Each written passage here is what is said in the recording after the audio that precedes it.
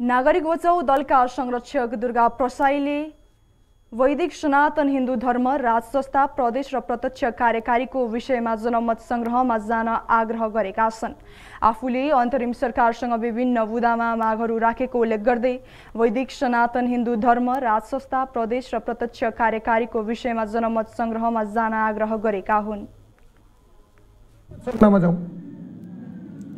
यी मागहरू तपाईले राख्दै गर्दाखेरि गृहमन्त्री ओम प्रकाश अर्यालले चाहिँ के जवाफ दिनुभयो? उहाँले एकदमै मैले भने उहाँलाई हेर्नुस् तपाईँ हामी अब 20-25 वर्षमा पृथ्वी छोड्नुपर्छ, यो पृथ्वी त रहिरहेको छ, नेपाल रहिरहेको छ। अब हामीले मैले उहाँलाई प्रश्न गरेँ तपाईँको बच्चा यहाँ बस्ने मुडमा छ कि छैन भनेको छैन भन्नु, उहाँले नै भन्नु।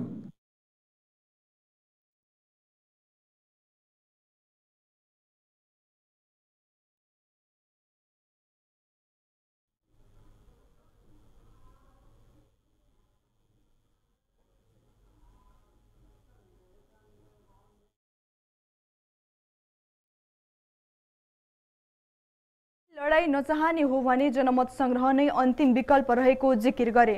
उनले नेपाल जोगाइराख्ने बाटो बनाउनु सबैको दायित्व भएको बताउँदै गृहमन्त्री ओम प्रकाश अर्यालसँग पनि यसबारे कुरा भएको र गृहमन्त्री आफूहरूका मागप्रति सकारात्मक रहेको जनाए। आफूहरूका माग नेपाल टुक्र्याउने खालका नरहेको भन्दै माग पूरा हुनेमा 60% विश्वस्त रहेको उनको भनाइ छ। उनले भदौ 23 र 24 गतेको आन्दोलन गर्नेहरूलाई थुन्नु नहुने जनाएका छन्। उनले राष्ट्र जोगाउने भए सबैले आफूलाई साथ दिन पनि आह्वान गरेका छन्।